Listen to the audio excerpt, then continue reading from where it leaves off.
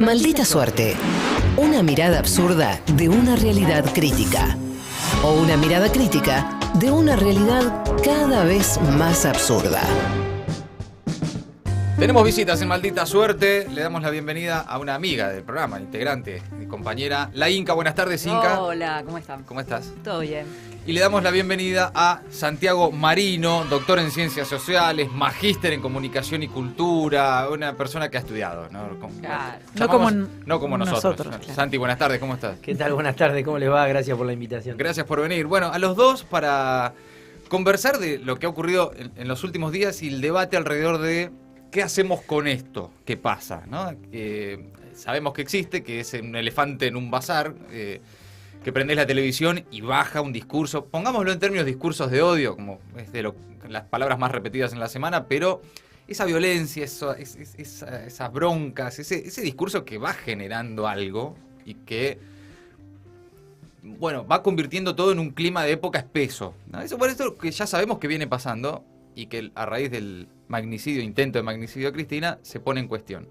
Santi, en ese sentido, los medios de comunicación, en particular la televisión tal vez, pero en general los medios, ¿cuánto aportan a eso? ¿Cuántos son responsables los periodistas? ¿Cómo lo ves vos? Bueno, veamos.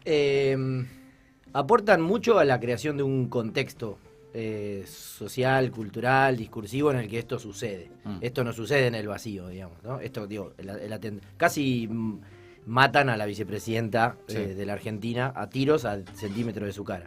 Eso pasa en un contexto. Y en ese contexto, en sociedades mediatizadas, como son las que vivimos, en donde los medios no están en el centro en el sentido de lo que creemos en sociales. Uh-huh. El mundo no gira alrededor de los medios, pero sí es cierto que los medios masivos, y ahora desde hace muchos años vinculados a las redes sociales o a otro tipo de medios, articulan un proceso en el que habitamos. Uh-huh. Hacen al contexto.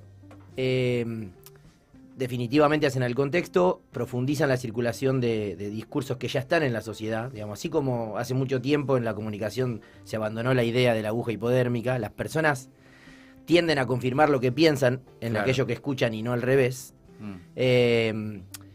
Ahora hay más capacidad de poner a circular con mayor velocidad muchos discursos que existen en la sociedad y en este contexto político en particular, en términos globales, pero con sus versiones locales, folclóricas. Una cosa es Brasil y otra es Argentina. Sí, sí. Eso hace, insisto, a este contexto en el que alguien entiende que es posible y ejecuta un atentado contra la persona que ejerce la vicepresidencia de la Nación. Yo no diría, quizá acá podemos empezar a polemizar, yo no diría que todo es discurso de odio, porque como si todo es discurso de odio, nada lo es. Sí.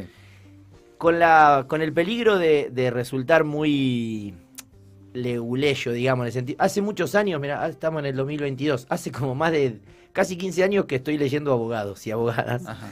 Porque con la ley audiovisual tuve que empezar a entender que era una medida cautelar, cuántos eran 36 meses. Hay un blog espectacular que es el de Gustavo Arballo, que se llama Saber Leyes, no es saber derecho. Sí. Apoyándome en Gustavo Arballo o en el propio Damián Loretti o en Graciana Peñafort. Sí. Hay que distinguir que una cosa son los discursos de odio y otros son los discursos odiantes y violentos. Ok, buena definición. ¿Cómo sería? A ver, los discursos de odio sí están regulados y a mi modo de ver no habría que hacer nada en términos punitorios más de lo que ya hay. O sea, lo que podría hacerse es aplicar las leyes. Claro. Incluso la ley audiovisual, la mal llamada ley de medios, tiene 2 artículos vigentes respecto de qué hacer frente a la propalación de discursos violentos que tengan intención de eliminar al otro, que eso sería el discurso de odio. Eso y algunas cosas más. Ayer Damián Loretti en una entrevista muy clara en la TV pública lo explicitaba. Son 5 o 6 cuestiones que tienen que tener juntas los discursos de odio para ser discursos de odio regulados por la norma y entonces que habiliten que el Estado haga algo con eso. Otra cosa es la cantidad de discursos violentos que hay todo el tiempo propalados en y por los medios de comunicación. Sí. Una cosa es una performance aparentemente política en una manifestación pública, como puede ser colgar bolsas mortuorias con nombres y apellidos de funcionarios, funcionarias y dirigentes políticos, y que eso sea legitimado por la tele y por los integrantes del colectivo político que hace esa manifestación. Y otra cosa es decir que el gobierno es malo y me pega, digamos, que el gobierno no me gusta. Eso no es discurso de odio. No, está claro. Bueno, un poco esa fue la defensa de algún sector de la prensa esta semana. Las críticas no son discurso de odio, si no estamos hablando de las críticas. Claro. Vos sabés muy bien que no estamos hablando de las críticas. Inca, vos en estos días, ¿qué estás viendo con esto? Sí, yo vi que cuando justamente se empezó a hablar de discursos de odio, lo que se empezó a pasar es que se polarizó también esa discusión. Claro. Y además de esto que señalaba él, de que no, es un poco quizás en el uso indefinido, también hubo una estrategia de decir, bueno, el kirchnerismo es odiante y recordar situaciones de agresividad, de violencia del pasado. Sí. A mí me parece que el problema de eso también, acá agrego una dimensión que es las relaciones de poder, ¿no? O sea, la cuestión de que sí, claramente que un agente puede ser violento en sus dichos, o a ver, la famosa trompada de Delía a un tipo que lo estaba insultando en la marcha del campo. Año 2008. Claro, por poner un ejemplo. Bueno, pero el problema es que si ese sujeto realiza ese acto y es muy condenado por todo el mundo, en vez de ser legitimado, es condenado y se genera esa distinta vara, bueno, eso te genera una relación de poder y de posibilidad y de habilitación diferente. Por eso yo creo que ahí las relaciones de poder y lo de la distinta vara tiene que ver con esto de los discursos de odio, porque el problema de tener una vara tan distinta es que hay un sector ideológico, político, que está más habilitado. Entonces, si vos corres siempre la vara de lo posible, bueno, un poco estos pasajes al acto y estas radicalizaciones cada vez mayores tienen que ver con eso. No es que en el kirchnerismo o en el peronismo todos son gente buena, que nunca es altisonante, que nunca agrede, que no tiene pasiones bajas. No, claramente que no. Incluso para la tradición del peronismo está Evita Perón, ¿no? Pero el problema no es ese, el problema es cuando eso es habilitado, permitido o sancionado por un conjunto de gente que tiene poder, que puede instalar eso. Santi, cuando ves que en los medios de comunicación, definitivamente además, luego de un hecho gravísimo para nuestra historia, como el que casi maten a Cristina hace menos de una semana, rápidamente estamos como antes de ese hecho, ¿no? Vos prendés la tele y es igual, no pasó nada. Siguen los mismos discursos, siguen bajando lo mismo. Nelson Castro esta semana diciendo que el kirchnerismo es una desgracia para el país, digamos, siguen en la misma. ¿Pensás que es ideológico o que hay algo incluso tal vez hasta más difícil de desmontar en este tipo de estrategias comunicacionales, que es el negocio del odio también, ¿no? Que es, esto reditúa, en definitiva es parte de ya una comunicación algorítmica, saben a quién le habla, le tienen que dar eso y se lo dan. Más allá de lo ideológico, de lo democrático, ¿no? De la convivencia política, ¿qué ves ahí en esa dinámica de los medios? Las dos cosas, dijo el Chavo. Sí, me parece que en primer lugar hay una cuestión ideológica, clara, muy marcada. De hecho, yo comentaba estos días que me hicieron varias entrevistas a partir de lo que pasó. Y en tres, justo en particular, me coincidieron porque fueron como en un ratito y eran medios distintos, de distintas localidades. Me preguntaban, ¿hay discurso de odio? ¿Hay que sacarle la pauta oficial? Y a mí me apareció el meme de no correlation. ¿Viste? Claro. No entendía la relación. Claro. Eso me aparece porque nosotros trabajamos con Agustín Espada, la publicidad oficial, ¿no? Y siempre nos dicen, ustedes no cuentan la pauta de la reta, por ejemplo. Y no es cierto, nosotros la contamos, el problema es que el gobierno de la ciudad divulga muy poco sobre los montos de publicidad. Pero cuando nosotros vemos la pauta de la reta, lo que vemos es que el apoyo es ideológico, no está basado en pauta, digamos. Hay una combinación entre los intereses de los medios y esos proyectos, digamos. Pero eso se combina con la polarización, que está muy materializada en algunos medios de comunicación en particular. Y para mí el ejemplo más acabado es La Nación Más. Sí, claro. La Nación Más es un proyecto particular de La Nación como empresa, de extenderse casi como Perfil en esta lógica de multimedio. En la era en donde todos se vuelven convergentes, La Nación y Perfil ponen radios, canales de tele, señales de cable. A La Nación le venía yendo más o menos mal, con un canal una señal de tele ordenada, estructurada, digo, no, sí. Era hasta interesante. Yo me acuerdo de una entrevista de Luciana Vázquez con un investigador sobre la violencia en el rugby, en torno a que no se veía en otros medios, por ejemplo, sobre todo los privados comerciales grandes, y ahora se convirtió en una especie de espejo de esa señal estadounidense. Nunca me sale el nombre, Fox. De Fox. Sí. Incluso hasta usando los colores, sí, ¿no? Sí. Y le va bien, digamos. Y ha polarizado ha captado ese lugar de la polarización, ¿no? O sea, ¿con quién dialoga La Nación Más, con nadie. Le habla en eco a sus audiencias, pero que son muy significativas. Entonces, por eso digo, es ideológico y también es un negocio. Es el negocio de la grieta, que en principio es para los medios. Claro. Después podríamos discutir si también es para la política, ahí yo me pierdo un poco, ahí puedo opinar como ciudadano, no estoy tan formado en eso, pero veo las dos. En el caso de la política parece haber algún sector que sí, que también hace negocio con esto, ¿no? Con esta división. Sí, el problema es que hacer negocio con los medios de comunicación, más allá de la responsabilidad social que tienen por su actividad, es una cosa, hacer negocio con la política es otro, sus efectos son más complejos. Inca, ¿se te ocurre de alguna manera que es posible abordar esto? ¿Cómo contrarrestar ese tipo de discursos desde la política, desde lo legal? Digo, esta semana se discutió si había que darle algún tipo de legislación a los discursos de odio y demás. A mí me parece que depende de qué tipo, porque hay que pensar en discursos de odios para mí, ¿no? Ajá. En este sentido que estamos hablando, de estos sectores radicalizados que tienen esta intención anulatoria directamente, no a cualquier altisonancia que pueda decir cualquiera. Me parece que está lo que había mencionado Santiago, que tiene que ver con algo que ya está regulado, que ya incluso es internacional. Y después hay especificidades. Me parece que la discusión con estos grandes medios que están radicalizados, que son antiperonistas o anticristina, eso nos conecta, por supuesto, con otras experiencias latinoamericanas, ¿no? Porque hay una cosa similar, digo, con Lula, con los medios brasileros que los perseguían, el lawfare, si es que uno cree que existe, bueno, yo sí, pero digo, aparecen ahí agentes de poder, que me parece que la única manera de ahí de disputar tiene que ver con tener más poder, ¿no? Con incrementar el poder, que un poco el kirchnerismo lo sabe porque ha creado medios, porque ha creado otra mirada a partir de un crecimiento. Y después hay una radicalización que está muy vinculada con las plataformas, que es por ahí la que yo más conozco por una cuestión etaria y porque me interesa el fenómeno, que también es una cuestión global y que es un poco más compleja, porque estos grupos radicalizados, que parece ser, falta la investigación, pero por algunos elementos que se conocen, el caso de esta persona,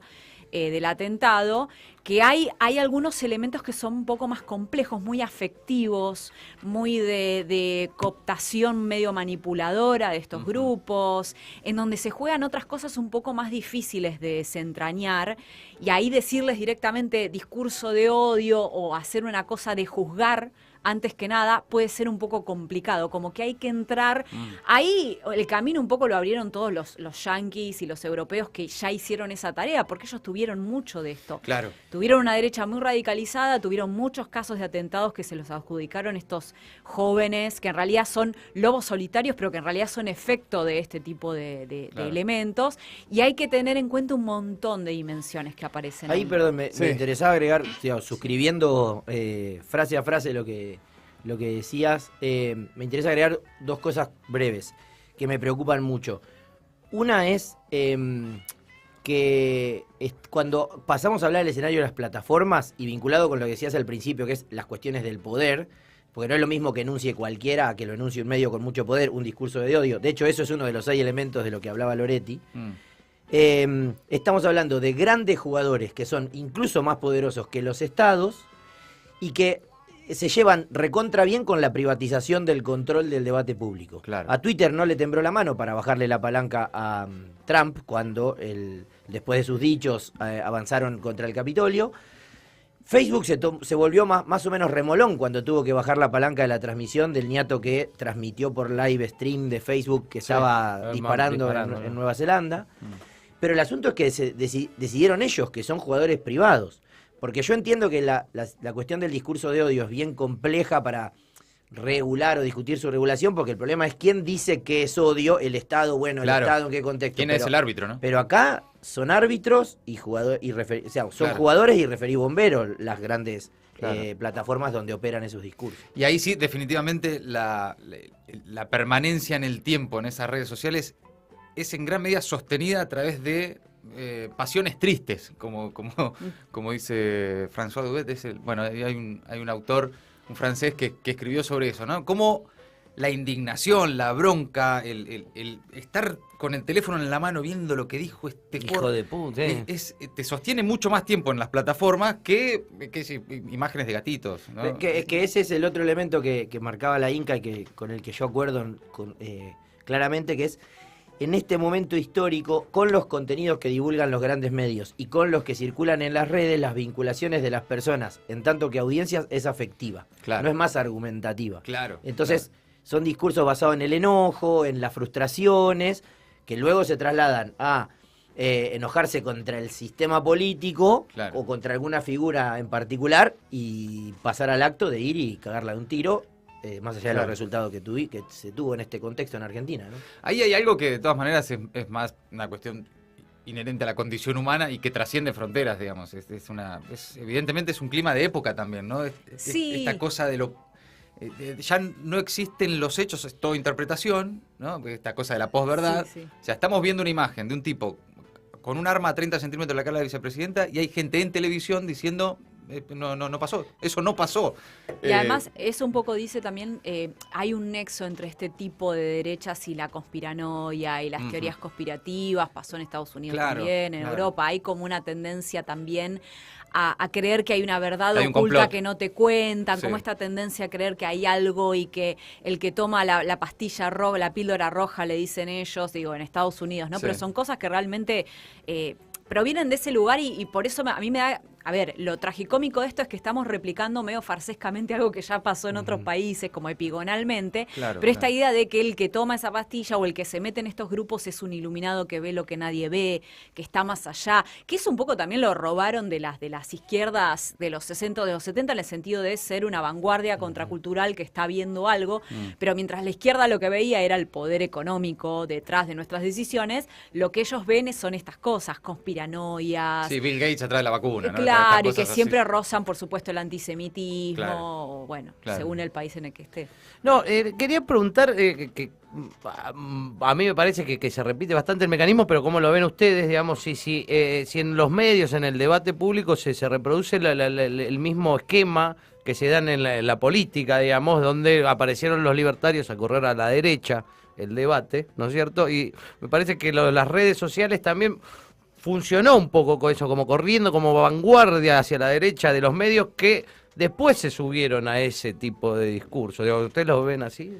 Sí, digamos, yo creo que coincidiremos en que se ha corrido en Argentina con sus velocidades, lo que pasa en todos lados, con distintos aspectos folclóricos, el límite de lo decible, ¿no? Ujú. Y eso, de nuevo, volver a analizarlo es como un perro que se muerde la cola, que es, ¿lo dijeron los medios porque ya pasaba en la sociedad o la sociedad contribuyó en parte, algunos sectores a que se corriera? Lo cierto es que eso se ve. Yo siempre tiendo a pensar que lo que hay es negociación en la circulación cultural. Así como hay prácticas de los sectores dominantes que retoman prácticas de los sectores dominados, viceversa, digamos. Tinelli, el fútbol, tomar mate o lo que se te ocurra, mirar tele. Acá lo que pasó es que algunos sectores, sobre todo los más vinculados a la derecha, más o menos institucionalizada, el PRO, hace 15 años que gobierna la ciudad, Sí. Encabezó una coalición que gobernó el país, y más o menos marginales todavía, por suerte, laburemos para, no crucemos Sí, los sí. dedos, laburemos para Claro, evitarlo, claro. los autopercibidos libertarios, van generando esas condiciones, pero además construyen su política en el sistema comunicacional. ¿Cuántas unidades básicas o casas de partidos conocemos de los libertarios? No sé cuánto vínculo con el territorio hay. Construyen de arriba para abajo, o sea, discursivamente, con plataformas y con esta capacidad que le dan, además, los medios, que a mí me parece que no tenemos que olvidar que los medios de comunicación, los tradicionales, la tele, la radio, menos el diario, pero todavía, son actores sociales igual que los otros, igual que los partidos políticos, que la iglesia, que el gobierno, que tienen tres elementos que para mí los distinguen del resto. El primero es que dan y quitan visibilidad a los procesos sociales. El segundo es que una vez que dan visibilidad, o sea, aquello sobre lo que cuentan, deciden cómo lo representan. Construyen una representación de acuerdo a sus intereses, sus necesidades, sus demandas o a lo de sus socios, intereses vinculados. Y en tercer lugar, como resultado, siempre como efecto dominó, en ese proceso de decidir qué visibilizan y cómo lo representan, legitiman o deslegitiman. Claro. Es lo de la misma vara o la doble vara que habla la Inca. Entonces, en ese sentido, vos le decís, viene Milei, dirigente. ¿Dirigente de qué? O sea, se construyó la figura de dirigente antes que su partido tiene afiliado. A mí no estoy dudando de... ganó un montón de votos, es claro. diputada, Sí. pero yo no vi el momento en el que juntó la firma para presentar institucionalmente en el proceso político, pero ya era presentado como dirigente cuando nos parecía, mirá, este marginal, este loquito, y ahora que es diputado de la Nación. Me parece que hay un rol de los medios ahí. Claro. Sí, yo a eso le agrego sí, una sí. cosita breve, que cómo se representan. Fíjense que hasta ahora los libertarios se habían representado como lo nuevo, lo rebelde, ¿no? Incluso aquellos que no eran libertarios lo narraban desde ese lugar, y toda esta zona que era visible en las redes nunca salió a la superficie, pero era visible. Chicas como Ofelia Fernández sufrieron el ataque de este tipo de personas. Sí, Digo, claro, hay claro. cosas que pasaban y que los usuarios de plataformas veíamos, pero que no llegaban a los medios. Estamos con la Inca y con Santiago Marino, que nos visitan esta tarde. Si después de lo que pasó con Cristina no cambió nada, ¿qué hacemos, no? También, esto más allá de lo técnico, teórico, esta es una cuestión personal, ¿no? Digamos, casi matan a Cristina. Hace menos de una semana le gatillan 2 veces en la cara a 30 centímetros. Casi vemos en vivo cómo asesinan a la vicepresidenta de la Nación. Y hoy estamos con discursos incluso tal vez hasta en algunos casos más radicalizados, porque están negando lo que todos vimos, y volviendo a un punto en el que ese clima de época que generó un ataque a la vicepresidenta persiste, y hacia dónde va, digo, lo que me pregunto, más allá de qué hacer con los medios, ¿no? Esto, en general, si el clima de época que nos llevó a esto continúa y se profundiza, ¿a dónde vamos? ¿Qué onda? No digo cómo se frena, no tengo ni idea, no sé cómo se hace, no sé cómo se para esta gente, pero hay efectivamente un caldo de cultivo que se sigue cocinando. Eso no hemos visto un freno en ese sentido. Sí, ahí me parece que está lo estratégico, y qué sé yo, a mí me parece, lo hablamos con Gera el otro día, Sí. de, por ejemplo, no tener esta reacción en espejo de recontracalentarnos con cualquiera que sea más o menos tibio y salir a matarlo, no tener como esa inteligencia estratégica de ver quiénes que no forman parte de nosotros político, están teniendo una mirada un poco más sosegada, y darle lugar a esos discursos, ¿no? Como abrir un poco el juego, airear un poco la conversación. A encontrar Que no- matices. claro, porque si no, lo que yo siento es que así como hay gente de derecha y como gente, también hay mucha gente que yo sentí, lo leí, lo vi, que estaba muy ajena a la situación, que no lo sintió como un atentado a la democracia, como con esa gravedad, que lo sintió como algo medio... Es más, no sabían por qué era el feriado, como que en un cumple, ¿viste? Y por ahí, si esto se vuelve como una cosa de bandos, ¿no? Y de ponerse como recalcitrante a bardearse en ese sentido, esa gente que está ahí ajena puede sentirse como más retraída. Lo digo yo, que me cuesta un montón, ¿eh? Ustedes No, saben sí, que sí. no soy ningún modelo en ese sentido, claramente. Somos todos intensos. Sí, Claro, sí, somos sí. unos intensos de mierda, pero Sí. darle lugar, o sea, a mí me pasó eso cuando en los momentos en los que sucedió después, empecé como a retuitear a Feyerten o a Miriam Breckman o a Maslatón, digo, gente ajena a nosotros que estaba teniendo discursos que eran atendibles y que eran, bueno, un poco dar lugar a esta cuestión de la democracia y de la convivencia pacífica. Sí, en relación, y advirtiendo que no tengo tampoco la receta, pero para no responder ni ideas, digamos, porque, Sí. por ejemplo, Porque en esa estamos todos. Claro. ¿sabes? No, ni idea, la verdad, como se hacen ideas. Sí. pero además, por ejemplo,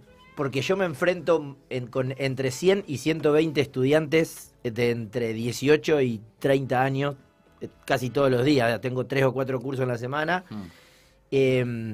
pienso 2 o 3 cosas. La primera es cierto que hay muchos sectores sociales, muchos colectivos. Yo odio la palabra gente, digamos. Sí, está claro. Discuto con La él. gente. Sí, la gente. La Pero- gente en la calle. Claro, pero hay muchos grupos que están en un cumple, pero eso no los convierte automáticamente en antidemocráticos, digamos. Pueden ser porque tienen 18 años, están estudiando comunicación porque no sabían qué hacer, o porque, no sé, tienen naturalizado un proceso en donde entienden que las reglas de juego no están no están en peligro, digamos. Ujú. Y en segundo lugar, porque ayer lo dije en clase y se reían mis estudiantes, yo también discuto mucho con la idea de las nuevas tecnologías, ¿no? Porque le digo, miren, yo tengo 43 años y nada que tiene 43 años admite el concepto de nuevo. Pues la democracia tiene casi Sí. 40 años, y lo que quiero decir es, hay muchas personas que ya nacieron con el sistema democrático instalado y que Sí. esto no les recuerda. Digo, cuando yo digo 2001 en las clases, los pibes me miran, como diciendo, explíqueme, señor, qué es 2001, porque cuando yo digo 2001, no les produce el significado que a ellos, Claro. el significado que a mí me producía porque estaba terminando la facultad en el 2001. Claro. Entonces, pero con esas personas hay que dialogar también con los otros que no son los opositores, ¿no? Esto que planteaba la Inca recién, que es, mirá, hay personas que no están afiliadas a tu partido, no marchan bajo tu bandera, que están diciendo, mirá, acá hay un peligro, atentaron contra la democracia en el atentado contra la vida de la presidenta. Y ahí una cosa como macro y una micro. Lo que hay que hacer es política. O sea, yo no hago política, no trabajo en la política, pero esto se resuelve con política. Hay que hacer mucha más política, incluso si coincidimos en el diagnóstico de que está roto el pacto democrático. Sí. Cosa de lo que yo ya había leído algunas advertencias en la vida cotidiana y también algunos textos. Marcelo Leiras escribió una cosa súper interesante cuando el 2x1 de la Corte para los delitos de lesa humanidad. Fue una advertencia. Sí. Che, me parece que no nos estamos dando cuenta que está roto el pacto democrático. El jueves a la noche no se rompió, eso hace visible algo que viene mucho más abajo, porque si no es el azar lo que... En todo caso se venía rompiendo y se terminó de romper. Bueno, exacto. Y lo micro es, no hay que retuitear lo que nos horroriza. Bueno, claro. Y retuitear, digo, yo también estoy todo el tiempo en Twitter. Me refiero a, tampoco hay que, digamos, hay que leer un poco en los grupos de WhatsApp. Me cuentan, yo en mi negociación familiar, por suerte, logré excluirme de los grupos de WhatsApp de mamis y papis. Me encargo operativamente de Ana, pero no en los grupos. Claro, así cualquiera. Bueno, pero hago un montón de... Saliendo del infierno cualquiera. Pero me cuentan que ahí está fea la cosa. No sé si hay que dar las discusiones ahí, claro. Pero tampoco hay que compartirlas y legitimarlas. Eso en lo micro. ¿Eso va a cambiar todo? No. Lo que va a cambiar todo para mí es hacer política. Hay que rosquear, hay que negociar, hay que hablar con los otros.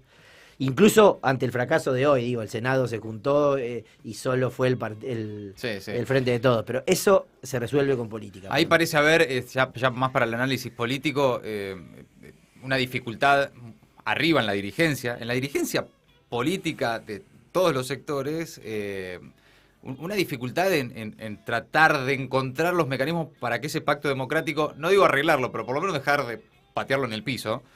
Y entonces, la verdad, ¿qué puede hacer uno en Twitter, ¿no? Digo, si no se sienta la oposición en el Senado a repudiar que casi matan a la vicepresidenta, ¿qué hacemos nosotros en las redes sociales? Es como, no sé qué más puedo hacer yo, pero hasta ahí llego. Ahora, en ese sentido, y para ir finalizando, descartamos entonces, porque fue un poco también el debate de la semana, que esto sea a través de legislación, leyes. Eso me parece que ya estamos todos de acuerdo en que no es por ahí, ¿no? No sé si estamos todos de acuerdo. Para mí es por ahí. ¿Acá podemos estar de acuerdo? Yo estoy de acuerdo. Okay, no sé si afuera de este estudio estamos todos de acuerdo. Sí, no es una reacción punitiva lo que esto va a resolver. Claro. No es una nueva ley. No. Apliquemos la que hay en los casos donde hay que aplicarla. No todo es discurso de odio, pero hay que ser duro con los discursos de odio. Y encontrar de a poco también, no sé, Inca, si viste algo que te haya generado cierto reflejo más allá de esto, de los que retuiteaste que están por fuera de tu universo ideológico, si viste una esperanza. Algún aire, no sé, por ejemplo, hoy en la provincia de Santa Fe, todas las juventudes de todos los partidos políticos, desde el PRO hasta la Cámpora, firmaron todas un mismo comunicado repudiando esto. Repudiando no solo el ataque, el clima. Bueno. Pasó con los gobernadores mendocinos también. Todos los exgobernadores mendocinos. ¿Pudiste encontrar algo que digas, bueno, más o menos podemos encontrar ahí un respiro? Sí, me parece que parte de los libertarios queriéndose despegar de una zona que, por ejemplo, estaba festejando el atentado, porque eso lo leí, era una cosa muy sonante. Me parece que sí, o sea, yo sigo viendo que nosotros no tenemos tal caldo de cultivo como los yanquis, ¿no? Porque hay toda una configuración social, cultural, de los jóvenes, de su, no sé, hay algo que ahí no lo podría como desmenuzar, porque además sería muy poco serio, tendría que hacer una etnografía. No, está claro. Pero digo, me parece que hay algo de la configuración que es distinta en cuanto a la cultura, ¿no? Los yanquis tienen ciertos problemitas. Y me parece que sí, por ahí lo veo por el lado de que hay más posibilidad de picaresca, más posibilidad como de decir que no ahí. Lo veo en las juventudes eminentemente. A ver, esto no va a frenar. Sí, lo que pasa y lo que pasó también en Estados Unidos es que cuando hay estos hechos, hay muchos de esos grupos ideológicos que se quieren despegar, que empiezan a desarticularse. Bueno, no es poco, ¿no? Son matices. Son matices, pero que sí. Valen, ¿no? ¿no? Que Eso suma. aparece. Bien. Gracias por haber venido. Santiago Marino, doctor en Ciencias Sociales, magíster en Comunicación y Cultura, hincha de River, y un gran tipo con el que hemos hablado muchísimas veces y que cuando queremos tratar de entender algo de lo que está pasando en los medios, lo llamamos y charlamos. Gracias, Santi. Gracias a ustedes. Y la Inca, querida amiga. Soy de Boca, decilo. porque Y ahora hincha de Boca, la quiero Inca. ser menos, No, loco. no caigamos, basta de odio, chicos, por favor. Bueno, gracias por haber venido. Maldita suerte. Periodismo con menos ruido y más palabras. FM 107.3 AM 1050. El Destape Radio.